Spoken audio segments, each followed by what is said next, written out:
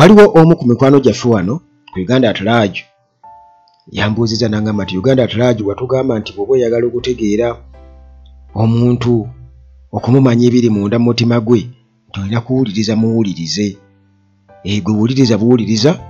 ebiseera ebisinga obungi ojja sobola ofuna interpretation ku ebyo byafulumya, era osobola okugattagatta mpolampola n'otegeera nti kirabika ebibuuzo bye nnina ebingi ansa zaabyo ze zino oba ezimu ku zo. Kale kugamba osobola okutegeera omuntu ng'owuliriza buwuliriza byayogera. Kakati Bobi Wine oluvannyuma lw'okwanukula Muhoozi Kainerugaba, Muhoozi nga ayagala boxing challenge, waliwo omuntu yabadde ambuuza nti kati gwe Uganda at Large ebyo bifunamu makulu ki? Makulu ki g'olaba mu ebyo? Interpretation ye eyinza kubeera etya? Kati nze kino bwe nkitunuulira nkirabanga kwe gamba akabonero ak'okulemererwa nti kati ono ansusseeko.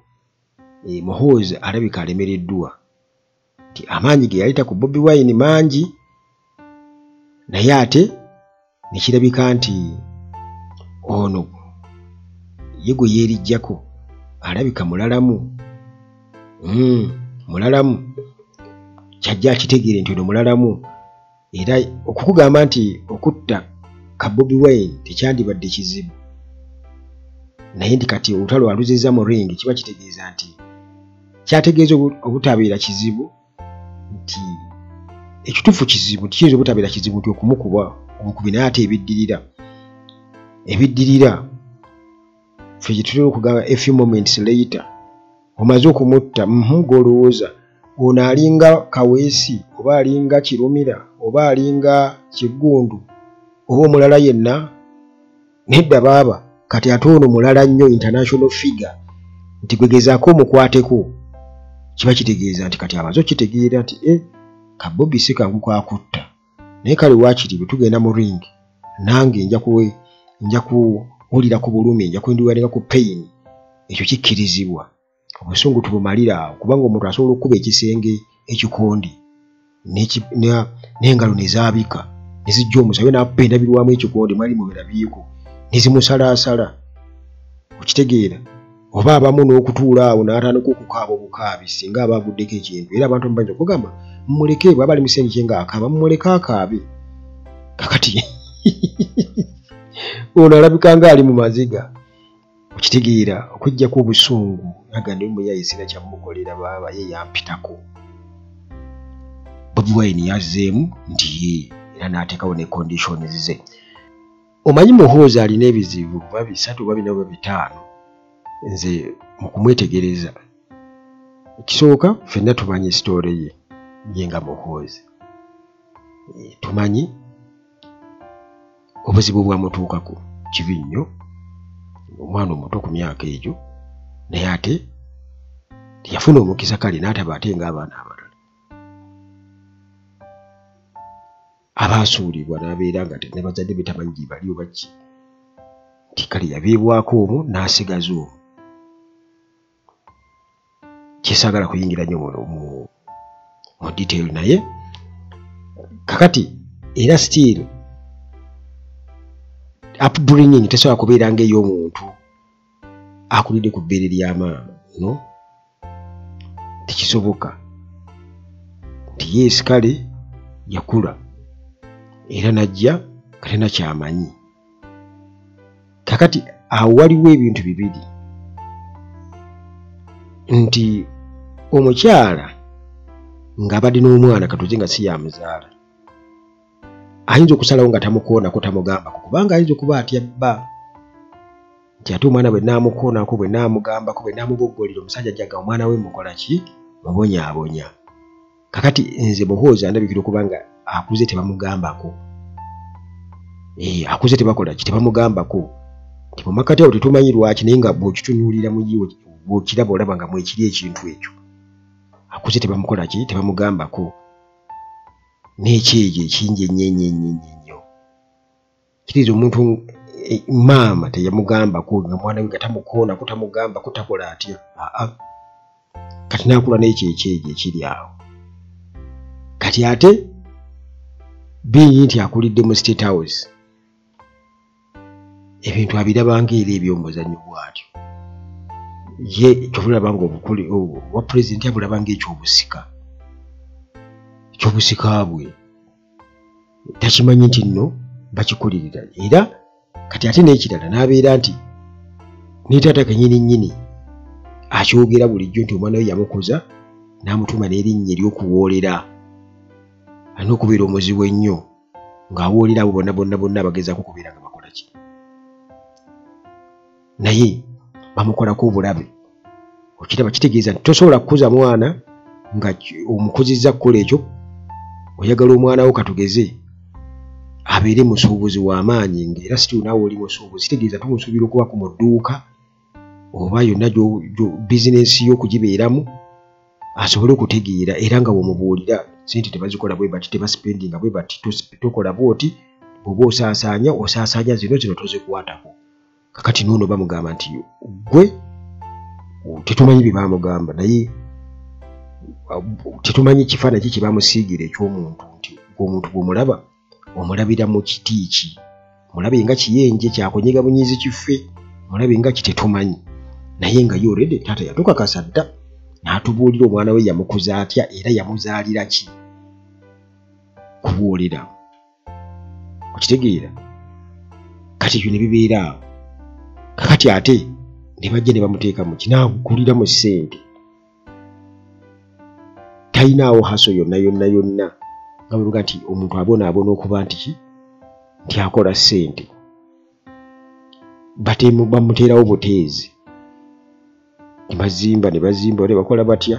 ne bamufunira emigo mu kampani ne bakuba ebityo bashareholder weno n'abeera nga ssente zabwereere ekyo ne kibeera awo tezimuluma zabwereere ne juuzi ye ne Museveni yakola ekintu ekikyasinza obulabe tobeeranga awo omwana wo n'omutegeeza nga wagenda okubeera omusikaawo akuba olina abaana bangi kati ki ekikuletera okugamba muhoozi nti muhoozi alina more than 50% share ku bintu byo okiraba kintu kyabulabe nnyo omuntu okuddawo ng'agamba nti omwana we yagenda okusika kuba bw'anaatuleesera n'afuna amakulu gaakyo ag'obusika ayinza okufuuka ekizibu kati ofuna olabanga akalaiminga buli kimu eggwanga ayagala mbwafuke pulezidenti bwe kyekiraba kyayinza okuwa maama we eyafa okiraba nti tetwaliyogedde bino byonna naye munnange embeera etuleetera okubeera nga tulina okubikuba mu ttooki tukole ki tubirabe kati bwe buzibu obwo eyo nvuddeyo mu bizibu muhoozi byayinza okuba nga byayiri bimutawaanya naddala era buli waagiramu bw'ati n'atandika okugyayo kalaazi ziri entuufu ebintu ebyo bimubeera mu bwongo bimuvugira mu bwongo ebbanga lyonna eyo tuveeyo nawuliddeko omuntu oba nalabyeko ku komenti y'omuntu ng'agamba nti waliwo enjawulo wakati wa genero n'omuntu eyasoma MDD waliwo enjawulo wakati wa genero n'omuntu eyasoma MDD naye nze kale kyensuubira okuba nti buli muntu yenna waali musirikale oba yandibadde musirikale buli muntu yenna waali yandibadde musirikale kugamba obusirikale kyandibadde kitundu ku bintu oba kyalibadde kikabalinga experience yaffe nga nnene kitundu kinene nnyo mu bulamu bw'omuntu nti muntu yalibadde amanyi emmundu yandibadde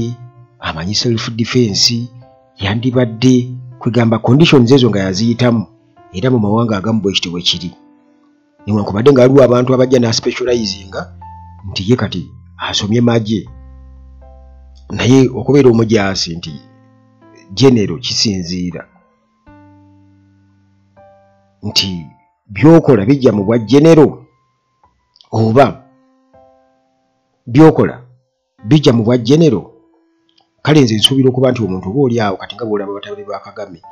eri nti basomye oba katugeze oli asomye busomesa tumanya nti ono professional teacher kati ate naagala n'asikola ki n'akola obusirikale kati bw'akomawo eno okusaavinga mu capacities endala kiba kitegeeza tumusuubira okuba nga omuntu oyo ayina experience mu fields eziwerako. Ne kati bwebanga gwe wasoma kimu coachinga mundu nakujja mu pini ya bomu n'okasuka n'ebwatuka oba kwata akambisi kamu fumita, okitegeera nti waliwo enjawulo wakati w'omuntu oyo n'oli omulala asobodde okubeera ng'agumiikiriza abayizi n'asomesa n'akola atya basobole okubeera nga bawulira, obanga asobola okumatiza omuntu oba n'asomesa omuntu n'alaba nga omuntu gw'asomeseza ddala ate bamuwadde ebibuuzo abiyise nti nze nasomesa gundi naye n'afuuka omusomesa, nze nasomesa gundi kati dokita, nze nasomesa gundi kati munnabyabufuzi mulabe wuuli naye yakankanya ensi. Nti omuntu oyo aba alina experience ennene okusinga ono nga bonna n'abo bennyini baakulira ate ng'era si yabasomesa kubanga nabo bagenda ne basoma ate ne bamusinga n'okubeera nti ate bo babadde bright nnyo mu field eyo, nga ye baamukuza bukuza olw'okuba nga mwana wa mukulembeze wa ggwanga ate ng'era bye yasoma era nga n'okumuzaala baamuzaala kukola ekyo kuwoolera era nga yerekikya gye bamuwa abamubuulira ebyokukola oba munakyalinga nti olina kukola bwoti, olina kuba wa mutima bwe guti, abantu olina kutta batti, olina wajuzi yatugamba nti UPDF kitaawe yamugamba agifuule killing machine, okitegeera. Era bw'aba yogera n'abantu wali abanywere eri South Sudan bonna abasuubiza kubatta bussi newala yonna. Kale kugambe nsuubira okuba nti buli muntu yenna bwe mba njogera ekintu ekyo akitegeera nti wati kuba waliwo enjawulo wakati w'omuntu eyasoma obusawo kati nga olaba Dr. Kizza Besigye ate n'amaliriza nga musirikale,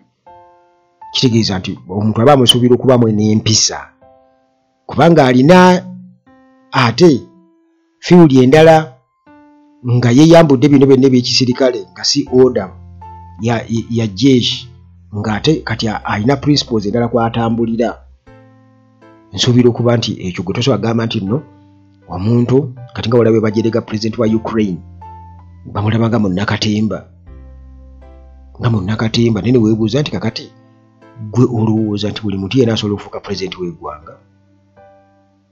Tekisoboka kubanga ffenna tukimanyi bulungi nnyo nti abantu abaatuweerera baalinga basiika paani, baalinga basogola mwenge, baalinga bapakasi, naye nga ate baatuweerera ne tusoma. Naye ate osanga nga ggwe mu kapasite yo ng'olina buli kimu n'olemwayo okusomesaayo omuntu akutuuka ku levo yo, n'olemwa okumusomesa oba okumuyigiriza empisa okwenkana gwe ze baakola ki, ze baakuyigiriza. Naye kale kwegamba ekyo kibadde mbadde ntambuddemuko katono nga ngezaako okubeera nga nziramu omuntu eyabadde agamba nti nno waliwo enjawulo wakati wa genero n'omuntu eyasoma MDD. Ekibuuzibwa genero mu buzito ki? Ebibuuzo wabiyita otya okufuuka genero? Ddala osaanidde okufuuka genero oba? Naye nga bw'okitegedde nti munnange bwabadde bubaka ku mukutu ogwa X era Muhoozi ng'amaze okuwa obubaka obuweerako kuba teyawadde obwo bwokka, yawadde obubaka obuweerako nno ssebo okwetooloola Africa ng'ayogera ku bintu eby'enjawulo era olwamaliriza omukutu n'aguti activating. Ndowooza kirabika nga bamaze okubeera nga bamugamba nedda kisusse nti wuuno atandise omutego wuuyo nga bagamba bannange omusaka ndowooza abamulinako obuyinza ne bakola ki, ne bamusitoopinga ndowooza kubanga kirabika birimu okuwoonenga okw'amaanyi ebintu ebyo. Kale ffe fight gye tulinze kubanga Bobi Wine yamugambye singa biba bituufu nti gwe bw'onkuba nti kale nze nja kuva mu byobufuzi ate singa nkukuba kitegeeza ojja kuva ku mwenge. Abayinza okwesikamu okwo n'amugamba yiyayo ekirala ekyo kireke. Kakati Bobi Wine bw'atyo n'amugamba nti gwe mbuulira ddi nze nkubuulire wa. Yabadde mugezi nno, mbuulira ddi nze nkubuulire wa kubanga omusajja oyinza omuwa byonna n'agenda akugamba kale tugende Mbuya mu barracks gye tugenda okukola kyobe ebombo gye tuva tu fight gyegenda okubeera kitegeeza ti kati babeera batusazeeko naye kati gwe buulira ddize nkubuulirewa nga tebiriimu drone tebiriimu ki bo basajja oyinza okuba omulwana naye nga abasajja bali wali bakulaga bakutte zibatuuni bakutunuulidde bati bakutte zisolido bagageza omukube ng'olina kukkiriza defeat. Naye wano bwe kibeera nti kati nga Uganda Boxing Federation President Moses Muhangi bwe yatutegeezezza n'atugamba nti bo beetegefu nnyo okubeera nga boorganizinga boxing match eno yeyinza okukola ssente ebyaddala singa ebaayo kubanga bagenda okukuwayo abatumanyi kyona agenda kukubwa naye nga tewali kutiisatiisa era tewali busungu tewali kuwoolera ekyo kirina kuba bwe kityo naye lwakuba nti era tejja kusobola kubeerayo kubanga nga bamaze okukuba omuntu omu ate kati wajja kuba tewali nnyo competition eryawo naye ye president wa Boxing Federation eya Uganda Moses Muhangi yatugambye nti eno fight erina kubeera Namboole era n'ayongerezaako ng'agamba nti basobola okubeera nga bagitegeka Namboole nti abalamuzi oba bajudges ba referee nti balina kuleetebwa buleetebwa kuva bweru wa ggwanga nga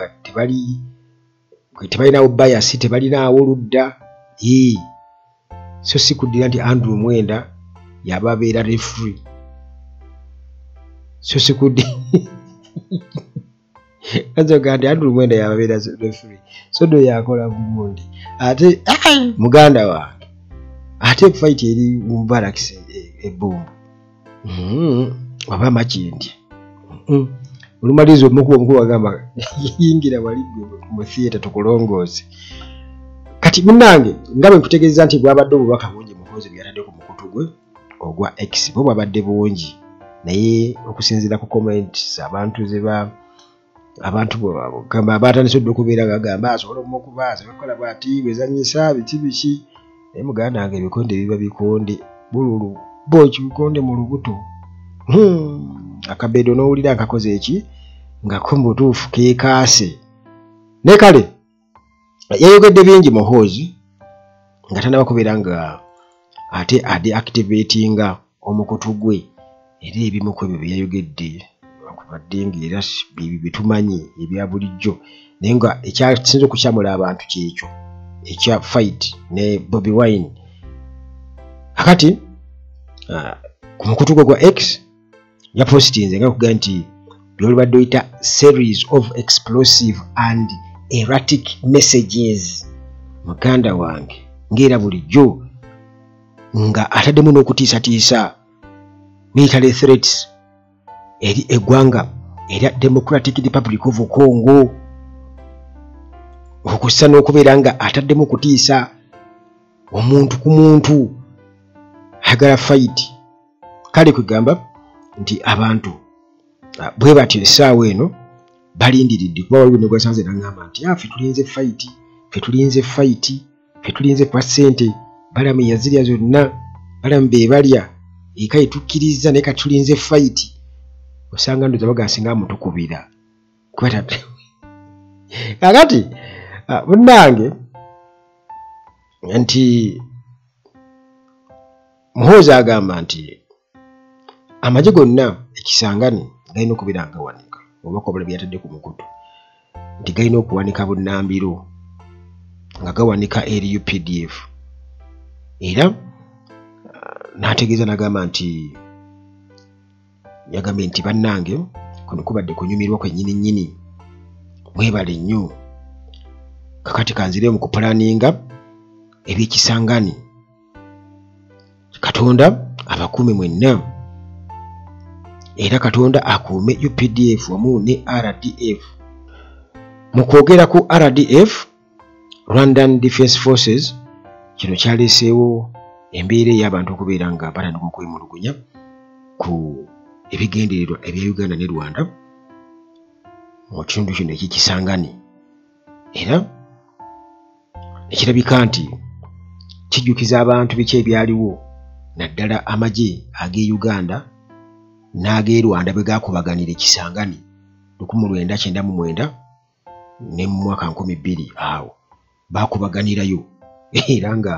kirabika obuzibu buva ku bya bugagga mututte bingi nnyo naffe twagala lwaki beekuba amagye g'e Uganda n'ag'e Rwanda geekuba ate nga teyali ensobi. Kakati oba oli awo nti biyinza okudda mu kubagaba history akola ki yeddamu, era bw'ati Muhoozi yalumbaganye ensi z'Abazungu Western Powers, era yategeeza n'agamba nti ayagala okuwa amagezi abaali abafuzi b'amatwale naddala Belgium okuva e Congo. Congo bagireke yokka, yagambye nti abantu b'e Congo mbu bali wamu ne Uganda ne Rwanda, mbu abantu b'e Congo bali wamu ne Uganda okukosa ne Rwanda, era ye nga yeerabanga nti Uganda ne Rwanda banywanyi ennyo aba bantu b'e Congo, nti bano banywanyi banywanyi ku ki kugamba muveeri ewammwe mujje ewaffe mu twesibeko ng'era boolaba na Uganda bwe kiri. Musajja era baatwesibako bwesibi tutadde mu lutalo beefudde embulu mbu bali wamu naffe, okitegeera tetumanyi gye baava, tetumanyi gye baava, kyo kyekituufu. Kati era still Muhoozi ayise ebisolo byebimu bwekisanga mu abantu b'e Congo mbu banywanyi nnyo ne bannayuganda ne bannansi beerwa n'Abanyarwanda. Ndowooza okiraba agezaako okweteekawo nti be bali baleeta ng'era bwe kyali mu kununula twalwana kumbe babaleetera njega ya kubabbako bya bugagga na kubafuula baddu kubawambako nsi yaabwe. Kale tubulanga bamufaananyiza mu Butu, n'agamba kwakiri bagamba wakiri Lumumba mbu kubanga Lumumba yakolerera nnyo legasi gye yalekawo y'amaanyi nnyo, naye nga bannansi beko bamugamba mbwa mu Butu yanyaga Congo nnyo era yali omu ku basajja abagagga ennyo. Kakati era Muhoozi mu mbeera ze kwegamba ezeewuunyisa yatuuse okubeera nga ateekayo obubaka era ku mukutu gwa X obwaleeseewo ate era obuzibu. Anno wano ayogera ku Jay-Z bawa Beyonce, era nga Muhoozi omanyi kati ye Muhoozi oba oli awo ayinza okuba kino kyonyuga okulaga nti alinga aga nti abakazi bonna ku nsi babe, kuba yataddeyo n'Abazungu bonna yaboogeddeko. Yagambye nti Jay-Z mbu alina okuripootinga eri Uganda era alina okwetonda kwa apologizinga olw'okuwasa mukazi wange my woman, mbu alina okujja ne yeetonda olw'okuwasa mukazi wange my woman oba mukyala wange, mukyala we Beyonce. Kakati obubaka bwabadde ku mukutu ogwa X, era Muhoozi n'atuuka n'okugamba nti Abazungu ba whites mbu abakyala Abazungu mbu bamwagala nnyo nga Muhoozi, era nti bonna abaanirize Uganda naye ntabaaza bakadde, era bagita ntabaaza bakadde ebyaddala. Kakati bino byonna byaleeseewo munnange abantu okubeera nga bagamba omusajja abadde atya. Kati ebyo n'ebirala bingi bye yayogedde abantu epanako okubeera, naye kikyasinze okukwata abantu omubabiro kwe kugamba nti okuttaka Bobi Wine tegwali badde mulimu mwangu. Ekituufu kiri nti omulimu si mwangu, yagambye nti tegwali badde mulimu muzibu, tekyali badde kizibu nnyo okuttaka Bobi Wine. Ekituufu si kizibu, si kyangu, sigamba nti nno si kyangu yadde n'akamu nga bwe nakutegeezezzaako, kubanga ensi yonna eba ekutunuulidde. Kati awo kiba kitegeeza nti kati aba alina kugamba tugende kale mu ring, kale bigwiraawo naye ng'ate nayo still tebigenda kuba byangu singa biba bibaddewo naye kyessuubira nti bisobola okubaawo. Bobi Wine yagamba nti ebitakola makulu tetubiwa makulu.